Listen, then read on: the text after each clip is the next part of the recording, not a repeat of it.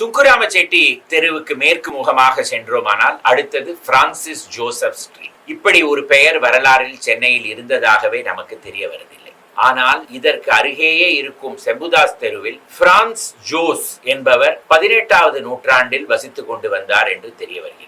அவர் யார், எதற்காக அவர் பெயரில் இந்த தெரு இருக்க வேண்டும் என்று நீங்கள் கேட்கலாம். 1796வது வருடம் இவருக்கு இந்த இடத்தில் ஒரு பெரிய தோட்டம் இருந்ததாகவும் நமக்கு தெரிய வருகிறது. சரி, அதனால் எதற்கு இவருக்கு பெயர்? அந்த காலத்தில் கிழக்கிந்திய கம்பெனி அதிகாரிகள் பெரிய தோட்டம் வைத்துக் கொண்டிருந்தால் அவர்களுடைய தோட்டத்துக்கு செல்லும் பாதைக்கு அவர்களுடைய பெயரே கொடுக்கப்படும். அதனால் இந்த தெருவுக்கு பிரான்ஸ் ஜோஸ் தெரு என்றே பெயர் வந்திருக்கு. 1796வது வருடம் இவருடைய பெயர் கிழக்கிந்திய கம்பெனி ஆவணங்களில் அடிப்படுகிறது. எதற்காக வென்றால், அப்பொழுது சென்னை மாநகராட்சி அந்த இடத்தை சுற்றுச்சூழலை சரியாக வைத்துக் கொள்ளவில்லை என்று இவர் வரி செலுத்த மறுத்தாராம். அந்த காலத்திலேயே ஒரு ஆக்டிவிஸ்டாக இருந்திருப்பார் போல.